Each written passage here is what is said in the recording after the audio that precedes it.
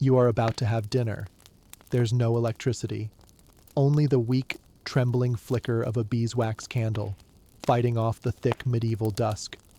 The table is crooked, the bench creaks like an arthritic limb, and everything smells faintly of damp wool, smoke, and fear.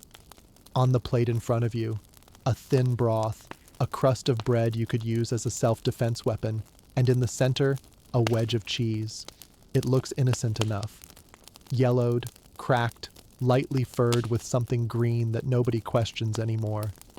But tonight is a full moon, and everyone knows you do not eat cheese on a full moon.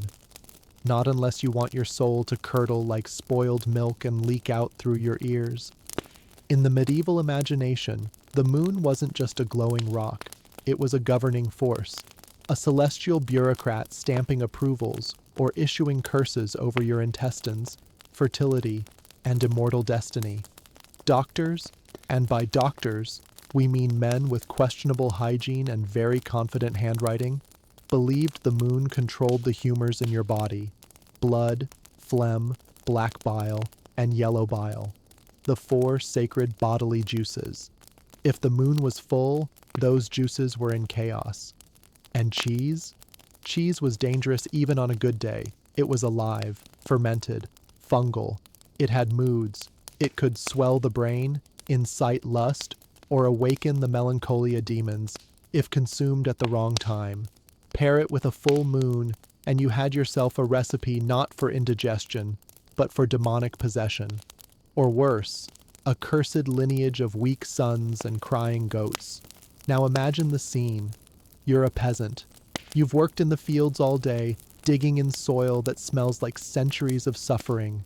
Your back aches. Your fingers are stained with manure and hope. You come home, and your wife, a practical woman with one eyebrow and 7 superstitions, slaps your hand away from the cheese. "Not tonight," she whispers, crossing herself with the urgency of someone deflecting an airborne curse. You argue. You're starving. She glares. "Do you want our cow to birth a 2-headed calf again?" she hisses. Again. You remember last spring, the screaming, the priest, the boiling herbs, the baby calf that mooed in Latin. You push the cheese aside and eat your soup. The moon's influence didn't stop at dinner. It governed birth, death, haircuts, bowel movements, and bedwetting. Midwives timed childbirth to avoid moonstruck children, whose eyes twitched and futures doomed them to be either beggars or poets, sometimes both. Lunar charts hung in apothecaries, monasteries, even butcher shops. It was said that if you slaughtered a pig during a waxing moon, its meat would never rot, though the smell might disagree. If you cut your nails during a waning moon, your soul might escape through the tips of your fingers. Lunar logic made everything an existential gamble, so the cheese sat there, unmoved, respected, slightly sweating under candlelight. It wasn't just about nutrition, it was about cosmic diplomacy. To eat fermented dairy under the full gaze of a jealous moon, that was to tempt fate, to provoke spirits, to invite whispers behind your back and mildew in your pantry. And if you were caught chewing, well, the priest wouldn't exorcise your house. He'd just walk past it a little faster. Now, think about this. You worry about lactose intolerance. They worried about lunar intolerance, the kind that made your goats miscarry and your daughter speak backwards in her sleep. You check expiration dates.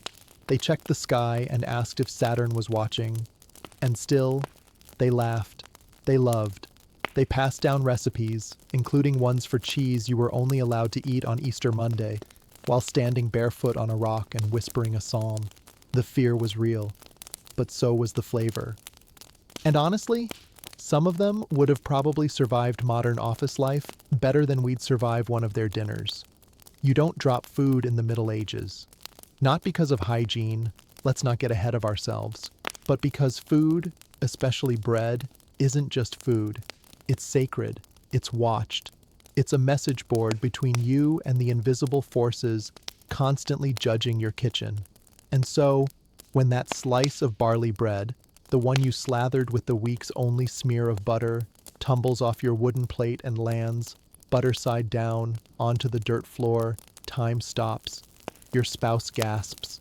The dog whimpers. A baby starts crying in the distance, because everyone knows what that means. Satan lives in your house. This isn't metaphor. It isn't a joke.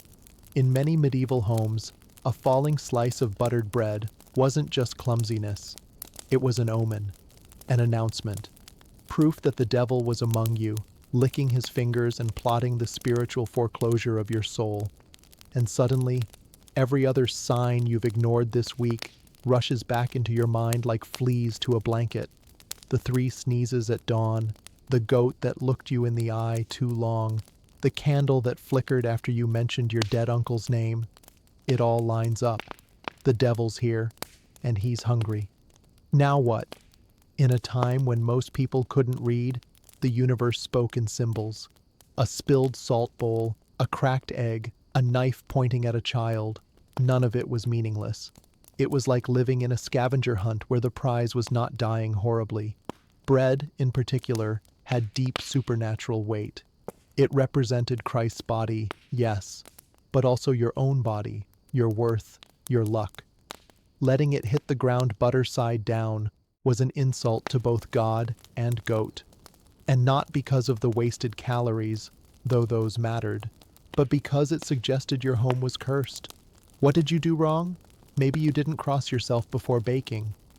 Maybe you took bread from a widow without blessing it first. Maybe you left crumbs in the hearth, a known invitation for household spirits to get cranky and set fire to your dreams. Whatever it was, it's too late. You have to act. In some regions, you'd immediately spit over your left shoulder and mutter a prayer backwards. In others, you'd bury the bread beneath the threshold and hammer an iron nail into the doorframe. One woman was recorded as wrapping the fallen bread in a sock and hanging it from a tree to confuse the demon. Whatever works, right? And yet, beneath the panic, there's something achingly human here. When everything around you is chaos, plagues, war, random lightning strikes, you crave patterns, logic, meaning. If bread lands butter side down, that means something. It's not just clumsiness, it's communication. You're not alone in the dark. The world is speaking. Of course, you can't say that out loud. You're just a peasant. You've got 6 kids, 1 shirt, and a bucket that doubles as both toilet and bathtub. So instead, you memorize the signs, the rules, the rituals, just in case. And every time you serve bread, you hope it lands safe, upright, uncursed. But even if it doesn't, you know what to do. You've got salt, you've got spit, you've got that weird sock-hanging tree out back, and most of all, you've got centuries of inherited communal fear, dressed up as butter and bread. You reach for the shears, not to prune roses, you haven't seen a rose in 5 winters, but to trim your toenails. They've grown into claws, dirt-packed, curved like question marks. You haven't seen your own feet clean in years, maybe ever, but tonight you're feeling reckless, or maybe it's just the itching. You sit by the fire, raise 1 foot, and that's when old Marta, the widow from across the road, lets out a gasp that could strip the bark off a tree. You want the demons in your blood, is that it? You freeze mid-snip. Because trimming your nails, especially at night, especially during Lent, especially while menstruating, grieving, or on an empty stomach, is a one-way invitation to hell. Or worse, infertility. In the medieval cosmos, personal hygiene was suspicious. Cleanliness didn't equal virtue, quite the opposite. Soap, warm water, clean fingernails. That's how witches softened the soul for Satan. Everyone knew that filth protected you, like a crust of holy neglect.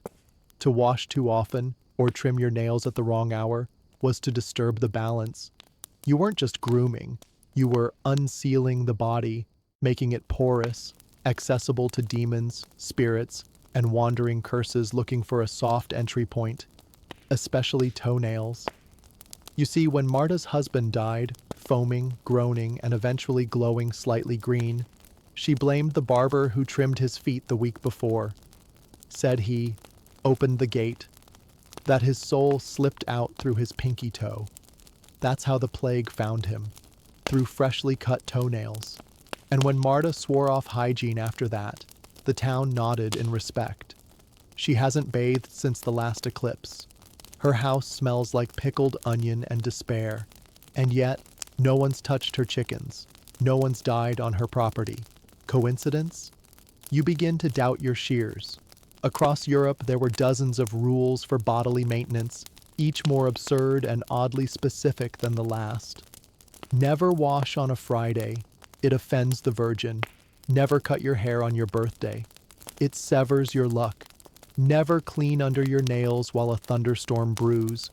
That's practically begging to be struck down. And the real kicker?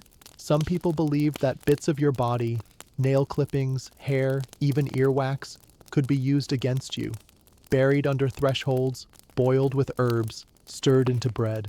A peasant down the road lost his cow and his wife after a neighbor allegedly fed him his own fingernails. Trust wasn't measured in kindness. It was measured in what you did with your grooming debris. So when Marta hobbles away, muttering about curses and open spirits, you put the shears down. You wrap your foot in a rag. The itch remains, but so does your soul. Better dirty than damned. And just for good measure, you toss some ashes over your left shoulder. You may not understand the rules, but you sure as hell don't want to find out what happens when you break them.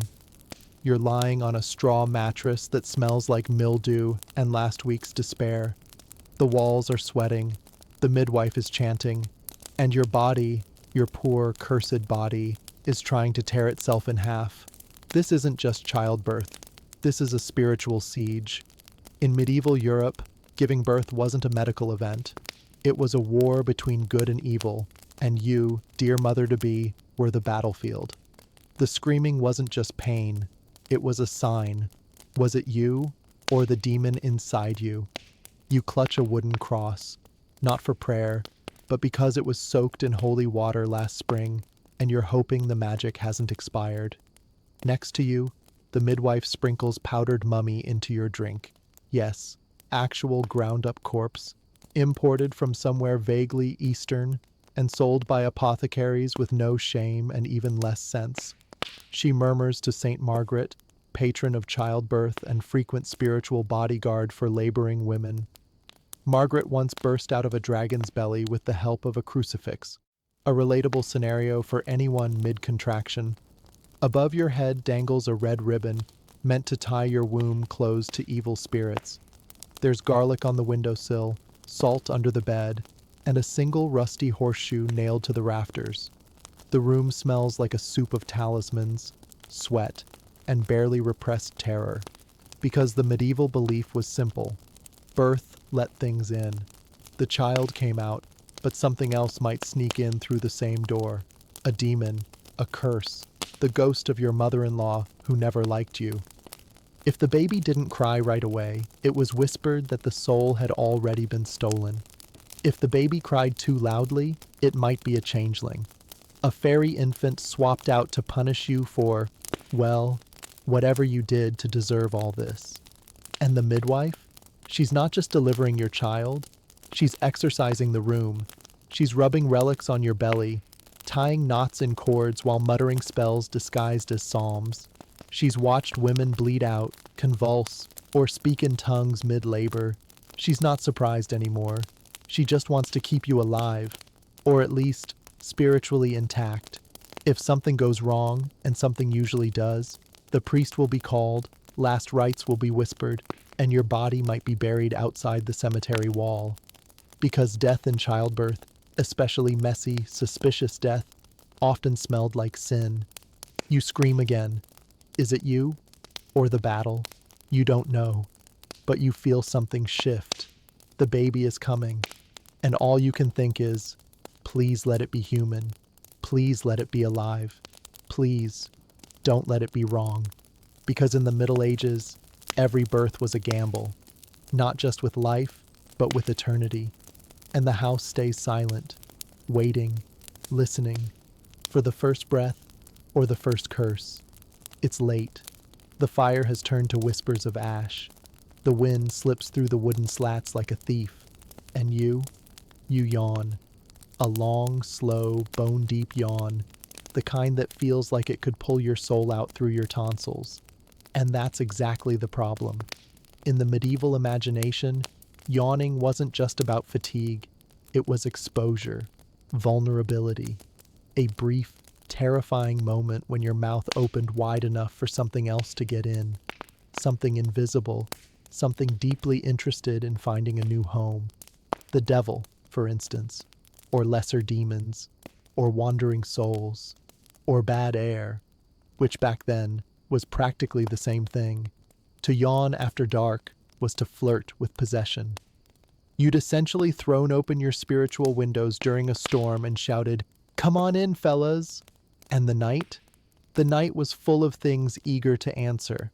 That's why people crossed themselves after yawning, or made the sign of the cross over their mouths, or quickly said a prayer, like Jesu Maria, before anything unsavory could slip past the uvula.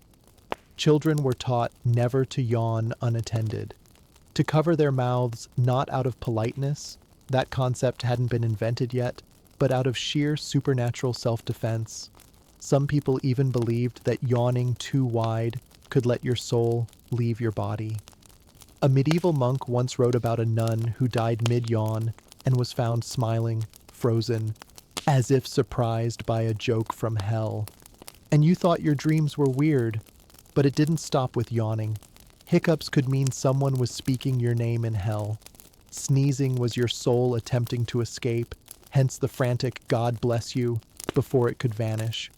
Even farting, if ill-timed or suspiciously musical, could be interpreted as the expulsion of demons, or the invitation to a few more.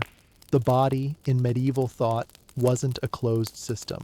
It was a battlefield of openings. Eyes, ears, nose, mouth, all doors to forces beyond your comprehension. You weren't just alive, you were permeable. And night? Night was when the veil thinned, when dreams whispered lies, shadows grew teeth, and spirits hovered like disappointed parents over your straw mattress. So you yawn, and immediately you regret it. You whisper a prayer, you cover your mouth, you spit 3 times and throw salt behind your shoulder. Then you glance nervously at the hearth, where the coals seem to pulse like breathing. Next time you tell yourself you'll stay awake. Better to be tired than possessed. Because in this world, even a yawn could be your final invitation. It starts with a drip. You don't even hear it at first. Just a faint, irregular plop, like tears falling onto old wood. But then the children notice. Then the midwife sees the stain. Then the priest, begrudgingly summoned from his afternoon nap and ale, squints at the wall and announces, with full clerical gravity, "It's weeping." And so the panic begins. In a village where people can't read, but everyone's memorized what crying stone means, a damp patch on your kitchen wall is not just a plumbing issue. It's a message from the heavens, or hell, or both. Because in the medieval worldview, when stones began to bleed, weep, sweat, or moan, something massive was on its way. Usually death, sometimes salvation, rarely anything boring. The weeping wall of St. Helga, as it would come to be called, started as a patch of moisture near the hearth of a woman who hadn't smiled since 1312. She lived alone. She talked to geese. She buried nails in her garden for reasons no one dared question. But one day, the stone behind her crucifix began to glisten, then to drip, then to weep. At first, it was thought to be a miracle. "A visitation," said the friar, who hadn't had this much excitement since his wine barrel fermented wrong and spoke in tongues. Pilgrims came. They knelt. They prayed. They collected the water in vials and claimed it cured warts, jealousy, and a particularly stubborn rash of boils shaped like the Virgin. But things escalated. One morning, the weeping wall turned red. "Blood!" someone screamed, possibly the town baker, who had a flair for drama and a secret hope to become a saint someday. The crowd roared. Someone fainted. The priest blessed the entire house while vomiting slightly from the smell. Bottles of St. Helga's tears were sold for 2 chickens and a whisper. The Pope never heard about it, but 5 villages did. And for a brief, feverish month, that wall became the most important vertical surface in the county. Why? Because in the Middle Ages, the inanimate wasn't inanimate. Everything could speak, if you knew how to listen. Trees could bleed. Statues could blink. Walls could cry, laugh, or scream. A rusted horseshoe might moan if nailed wrong. A broken cup could whisper death to your child. Reality was porous. The divine leaked through ceilings. The damned curled under floorboards. And belief? Belief was oxygen. That's why entire towns would go mad when a crucifix tilted its head, or when a loaf of bread developed a suspicious face. They weren't hallucinating. They were interpreting, desperately trying to decode a world filled with invisible forces and dangerous silence. So when a wall weeps, you react. Some would see it as a blessing, a sign that God had chosen this place, this stone, this moment. Others would see doom. Walls cry when something terrible is coming. Plague, fire, heretics, taxes. And sure enough, within weeks of the first drop, someone's goat gave birth to a three-legged thing with human teeth. Then the blacksmith's son began quoting scripture in reverse. Then Helga, the woman herself, collapsed mid-prayer and died with a smile on her lips and one hand in the weeping stain. A sign? Absolutely. Of what? That was up for interpretation. The wall was bricked over soon after. Too dangerous, said the priest, who had developed a twitch in his left eye. Too holy, argued the midwife, who had started seeing visions of saints in her porridge. Eventually, the pilgrims stopped coming. The house rotted. The stone was forgotten. But every few years, when the wind was just right and the moon felt a little too full, someone swore they could hear it, dripping, sighing, mourning, not for Helga, not for sin, but maybe for us, the descendants of fear, clinging to Wi-Fi and skepticism like modern saints clutching relics of glass and plastic, too tired to see the world weeping right in front of us. Because even now, we mistake silence for safety, and ignore the walls when they start to cry. At first, it's just a strange egg. You crack it open and flinch. The yolk is darker than it should be, almost black, with a greenish shimmer like something born of sulfur and gossip. You stare. Your wife stares. The chicken doesn't. She waddles away, completely unbothered, dragging her twisted foot like a tiny omen. And that's when you remember the stories. Black eggs mean curses, or sin, or sorcery, or worse, that your chicken is in league with Satan and your breakfast is about to become a theological emergency.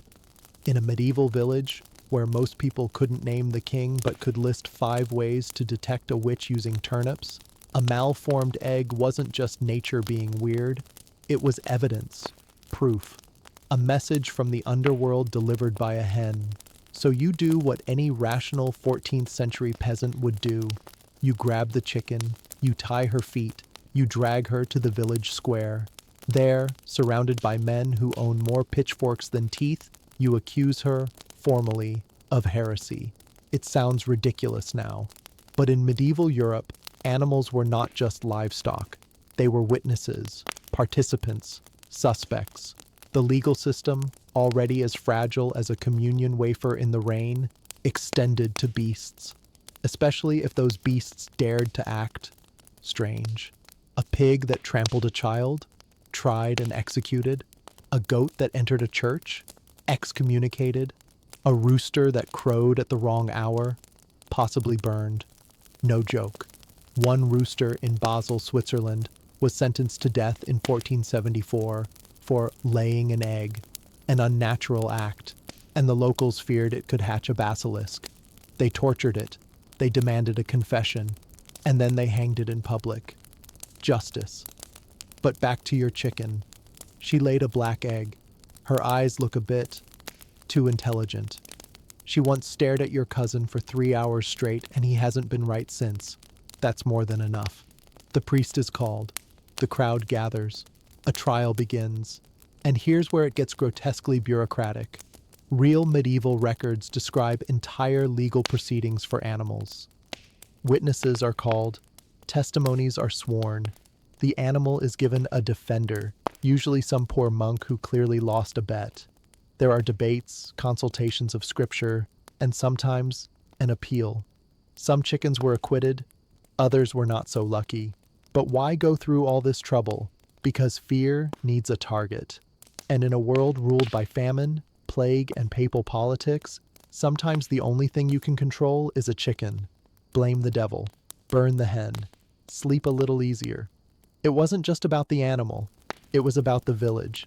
One black egg today could mean stillborn children tomorrow, a blighted harvest, a wind that won't stop moaning.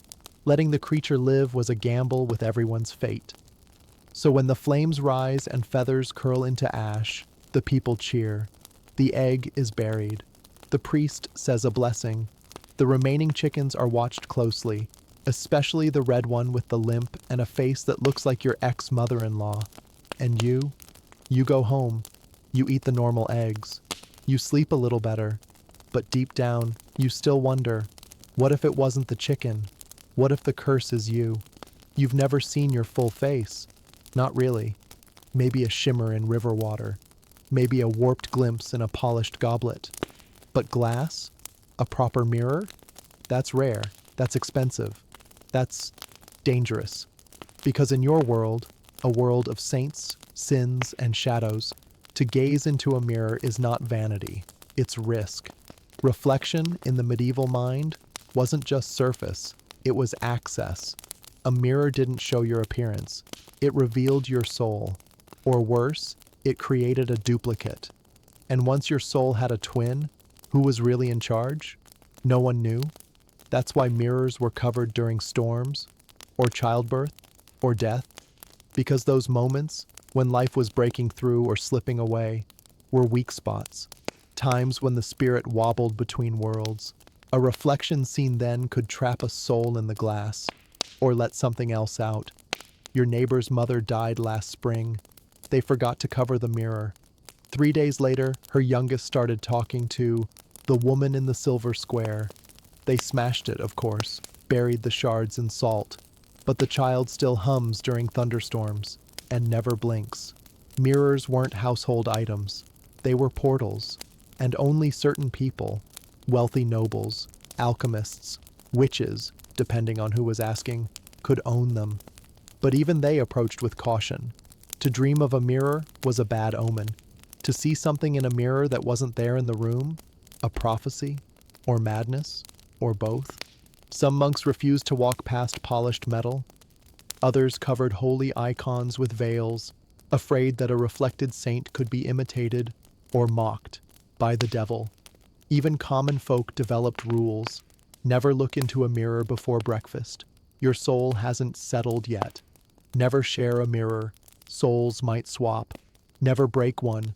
That wasn't 7 years of bad luck. That was forever. But the most terrifying? Never look into a mirror by candlelight. They said the flame made the line between worlds flicker. You might see your future, or your death, or your face, doing something your body wasn't. There were whispered stories. A merchant who polished a silver plate too much and saw his own eyes blink at different times. A midwife who caught a glimpse of herself and aged 10 years overnight. A knight who used a mirror to shave and sliced open his neck, not with the blade, but with what he saw behind him. Mirrors had power, not just the mystical kind, the psychological kind. In a world where identity was communal, fluid, dictated by class, role, and religion, a mirror forced confrontation. Who are you when you're alone? When no priest is watching? When the eyes looking back don't feel entirely yours? It wasn't just spooky, it was existentially unsettling. And so, most people simply didn't use them. They trusted others to describe their faces. They didn't obsess over wrinkles or pores. They feared deeper distortions, spiritual ones. And if they did own a mirror, they hung it away from beds. They never looked into it after sex. And they prayed it stayed empty, because if a reflection ever smiled without them, they knew what they had to do. Break it, burn it, and bury the pieces deep. Because in the medieval night, even your own face could betray you. Sleep should be a mercy. But in your world, A thatched roof, soot-stained, rat-whispered 14th century hut where dreams are more dangerous than wolves. Sleep is something else entirely. It's an ambush. The sun is down. The fire's been choked into quiet embers. Your children, if they survive the winter, are snoring in a pile like puppies in burlap. You're lying flat on a lumpy straw mattress that smells like goat breath and damp wool, wrapped in the same blanket you used to bury your cousin last year. And still, you can't fully relax, because your mouth is open, and that's a problem. Not for comfort, not for snoring, for demons. They don't crawl through your windows. They don't need your permission. They wait, just beyond the candlelight, patient, familiar, watching for your jaw to slacken, for your lips to part, for your soul to drift far enough from your chest that they can slide in and set up camp behind your teeth. That's why your grandmother tied linen around your head at bedtime. That's why the village midwife told you to suck a pebble before sleep, to keep your spirit anchored in your throat, she'd say, stuffing gravel in a pouch like it was holy relic. That's why the priest burned rosemary at dusk and muttered Latin into his boots. In the Middle Ages, sleep wasn't a passive state. It was a battleground, a nightly migration between the known and the unknowable. And if you wandered too far, even in dreams, something might follow you back. They called them Mara, incubi, succubi, alpes, pisadera in Iberian whispers, dark presences that pressed on your chest and fed on your weakness. A nightmare wasn't just a scary dream. It was a diagnosis, a visitation, a weight that made you wake up sweating, breathless, confused, and somehow altered. Some said they came through your breath. Others said they entered through your ears. But the mouth? That was the worst. The mouth was your gate. It let prayers out and let everything else in. So you learn how to sleep defensively. You sleep on your side, facing the door. You wear a sprig of sage around your neck. You whisper the name of Saint Apollonia until your lips go numb. You place garlic on your chest, even though it makes the baby cry. You line salt around the bed, not for seasoning, but for spiritual border control. And most importantly, you keep your mouth shut, because the old stories never end well for open-mouthed sleepers. There was that boy in the next village, the one who slept with his lips wide and woke up vomiting bees. No one could explain it. They burned his mattress, then his clothes, then the boy. Then there was the farmer who dreamed of a woman with no face and woke up with teeth marks on his tongue. He never spoke again, just stared at the hearth like it owed him answers. You don't need convincing. You've felt it too. The paralysis, the invisible weight, the pressure on your ribs like someone squatting on your chest and whispering in a voice that sounded like your own. You've woken up with a scream half swallowed, with salt in your mouth and the vague sense that something left just as your eyes opened. You try not to think about it. You blame it on bad cabbage. But every time you fall asleep, part of you stays awake. A flicker behind the eyelids. A muscle in your throat, clenched in protest. Because if you ever sleep too deeply, truly deeply, you might not wake up as yourself. Or worse, you might wake up with something else inside you, pretending to be you. And no one would know. Not your wife, not your priest, not even you. Because possession isn't always a shriek and a head twist. Sometimes it's quieter. Sometimes it begins with a yawn and ends with silence. You're shivering. Not from cold, though there's plenty of that. Your hut is more whole than home, and the wind howls through it like a drunk monk confessing his sins. No, this shiver is deeper, bone deep, spirit deep. You've got the sickness, and in the Middle Ages, that could mean anything from demonic possession to seasonal depression, or just the fact that you touched a frog last Thursday. But fear not. There's a remedy. It's in a jug, sitting by the hearth. A concoction so revered, so effective, that your grandmother swore by it even as her teeth fell out and her husband slowly turned green. You drink, and immediately regret it. Because what you've just swallowed isn't tea. It's rust water, actual flakes of iron soaked in rain, vinegar, or holy water, depending on which village recipe you trust least. Some versions included shaved horseshoe, rusty nails, or iron filings scraped from a prison gate. The older the rust, the stronger the cure. And what exactly is this miracle elixir supposed to fix? Everything, or nothing, which, in medieval logic, are often the same thing. Got a fever? Rust water. Got a demon? Rust water. Feeling sad because you saw a pregnant cow cry? Rust water, followed by 3 Hail Marys and a slap from a local herbalist.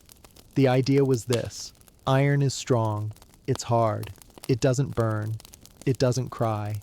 Therefore, consuming it, in its most decayed, oxidized, and horrifying form, would transfer its strength to you. It would bind your soul, repel spirits, and cool the inner bile, whatever that meant. People drank it, bathed in it, rubbed it on open wounds. One nobleman even injected it into a chicken and declared the beast twice as pious and half as French. No one dared argue. But of course, the real effect? Slow, beautiful poisoning. Rust water ravaged your gut. It turned your breath metallic and your stool the color of despair. It clotted your blood, blackened your tongue, and made you sweat like a condemned man in August. But the worse it tasted, the more people believed it worked, because suffering was medicine. Pleasure? Suspicious. A cure that didn't make you weep, vomit, or hallucinate probably wasn't doing anything holy, so folk remedies embraced the grotesque. Crushed emeralds for epilepsy, mercury for melancholy, powdered mummy for stomach aches. Yes, actual ground-up corpses from Egypt sold by apothecaries like exotic pepper. Burnt toads for gout, dried wolf liver for infidelity. And for toothache? Urine. Preferably yours. But anyone's in a pinch.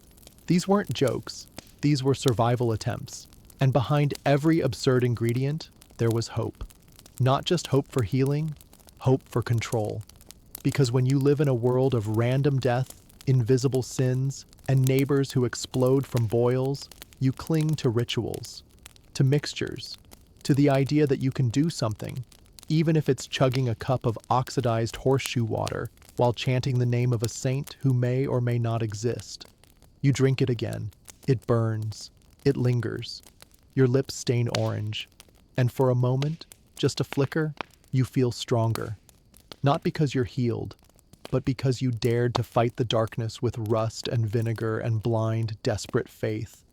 And in the Middle Ages, that was medicine enough. You're coughing again. That deep, chest-rattling kind of cough that smells like metal and regret.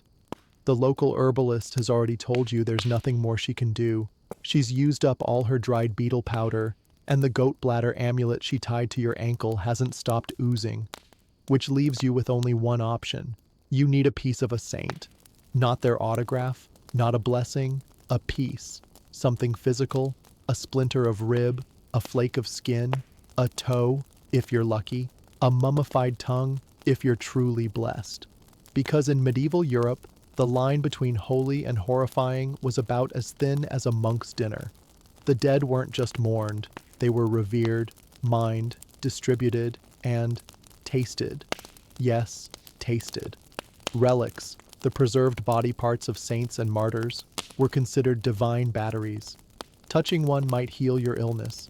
Kissing one could cleanse your soul. Consuming something that had touched a relic, that was practically a sacrament with bonus points. Which brings us to you, standing in line behind a farmer with boils and a nobleman with a limp, waiting to kneel in front of a shriveled hand. They say it belonged to Saint Walpurga, virgin, martyr, and unofficial patron of things that won't stop festering. Her hand is blackened, stiff, and smells faintly of lavender and grave dirt. But it cured a baker's son last winter. Or maybe it was a coincidence. But who takes chances when your lungs are rattling like a cursed tambourine? You wait your turn. When it's time, you press your forehead to the relic. It's cold, crumbly, like spiritual jerky. The priest mutters something in Latin that sounds suspiciously improvised. Someone weeps. A bell rings. You feel dizzy. Is it the miracle? Is it the plague? Is it the fact that you haven't eaten anything but turnip soup and fear for 3 days? No one knows. but everyone nods solemnly. Because miracles aren't always instant. Sometimes they require patience, sometimes faith, and sometimes rot. Because here's the secret behind the holiness of relics. Decomposition was proof. A saint who didn't rot? Miraculous. A saint who did rot, but smelled like roses and didn't attract flies? Also miraculous. A saint whose body leaked an oily substance believed to heal rashes? That was practically divine cream. They called it the oil of the saints, a viscous amber-colored secretion that oozed from tombs, caskets, skulls. People bottled it, rubbed it on wounds, mixed it into wine. There was even a thriving trade in second-hand relics, cloths that had been near a holy corpse, or dirt from under a saint's toe. If you had money, you bought a chunk of martyr thigh. If not, you touched the shrine and prayed that the bacteria didn't get you before the blessing did. And somehow, incredibly, sometimes it worked. Not because of magic or science, but because belief, soaked deep enough into the bones of a people, does something. It numbs, it lifts, it steadies. Even when you're rubbing your face on a 300-year-old jawbone that still has teeth, you go home, still coughing, but a little less afraid, because you touched death. And it didn't bite. It blessed you. You're late for Mass. You're hungover from whatever they put in last night's stew, and your only clean tunic still smells like pickled cabbage. But the church bell is tolling, and you know what happens to those who miss the opening hymn. Rumors, suspicion, sometimes pigs tied to your doorpost as a warning. So you rush, slip on your shoes, dash into the muddy street. But you forgot something. You led with the left foot, and now everyone's watching. Not because of fashion, shoes, if you can even call them that, are more stitched rags than status symbols. It's not about how they look, it's about how you entered. In medieval Europe, stepping into a sacred space with your left foot first was no small faux pas. It was blasphemy, an omen. A spiritual insult so blatant it was said to summon illness, invite bad harvests, or worse, offend St. James. And St. James does not forgive easily. So the whispers start. The woman who saw you fumble into the nave crosses herself 5 times. A boy drops his candle. An old man hisses, "That's how the plague began in Bruges." Someone spits on the floor, not at you, but near you, as if to cleanse the area. Because the left side, in medieval cosmology, wasn't neutral. It was evil's playground. Left-handedness, suspect, possibly demonic. Leftward winds, signs of coming death. Even Latin got in on the paranoia. Sinister means left, and we all know how that turned out.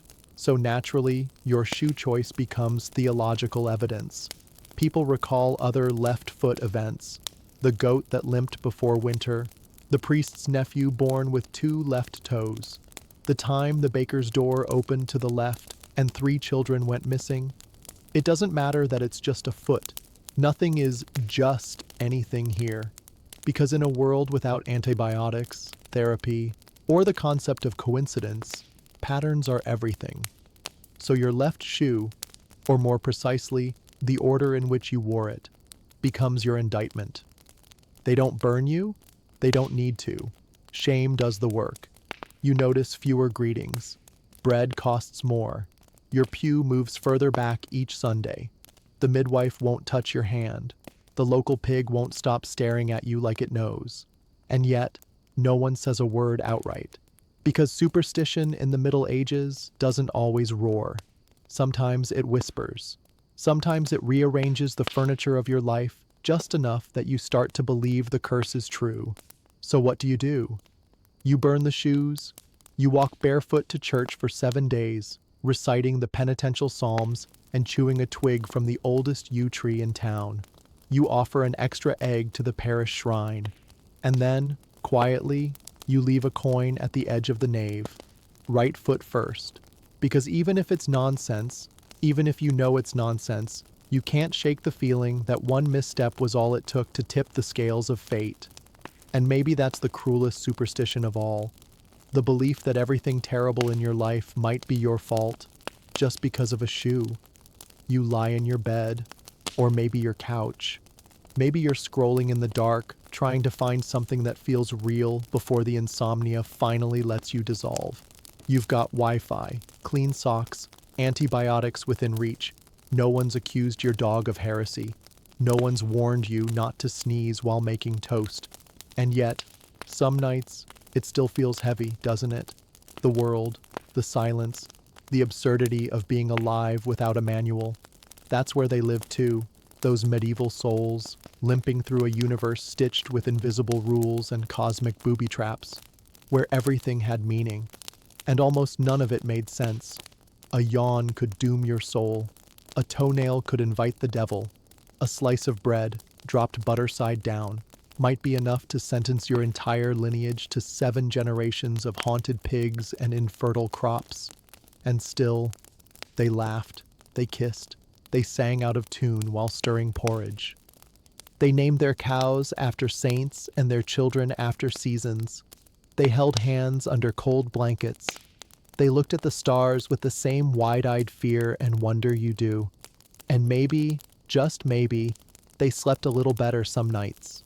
Not because they were safe, but because they believed they were. And belief, for all its darkness, gives shape to the chaos. So the next time your toast burns, or your left shoe squeaks, or you can't sleep because the past keeps tugging at your bones, remember, you come from survivors.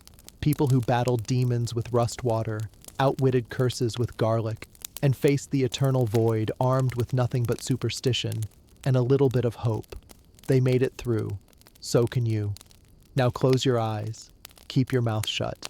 And if your dreams get strange, just roll over, whisper a blessing to Saint Helga, and blame it on the cheese. Good night.